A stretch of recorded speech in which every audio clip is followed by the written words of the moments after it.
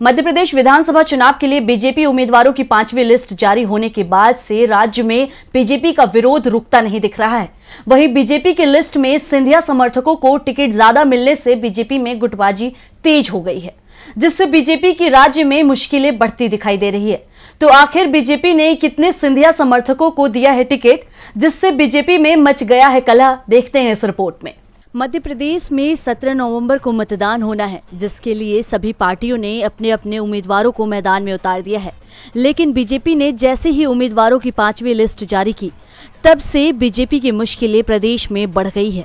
कई नेता बीजेपी से बगावत भी कर चुके हैं और कई नेताओं ने तो पार्टी कार्यालय में तोड़फोड़ भी किया है। बीजेपी की 5वीं लिस्ट आने पर सबकी नजरें केंद्रीय मंत्री ज्योतिरादित्य सिंधिया पर थी, लेकिन उनका नाम इसमें भी शामिल नहीं था।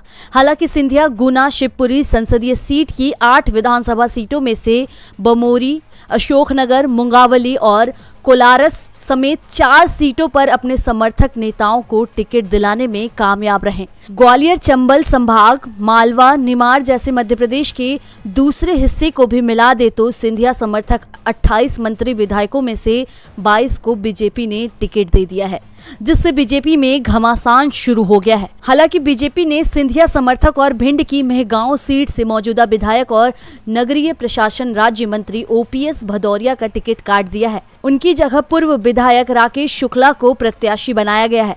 2018 के चुनाव में कांग्रेस के टिकट पर ओपीएस भदौरिया ने भाजपा प्रत्याशी राकेश शुक्ला को 25,814 वोटों से हराया था। बाद में ओपीएस भदौरिया सिंधिया के साथ कांग्रेस छोड़ करके भाजपा में शामिल हो गए। ओपीएस भदौरिया के टिकट कटने से भदौरिया सिंधिया और भाजपा से नाराज हैं, जिससे वो बगावत करने की सोच रहे हैं। हालांकि सिंधिया के समर्थकों को टिकट मिलने से बीजेपी में बगावत तेज हो गई है, जिससे बीजेपी में गुटबाजी की हवा भी तेज हो गई है। अब देखना होगा कि बीजेपी इस बगावत की मुसीबत से कैसे बाहर आती है।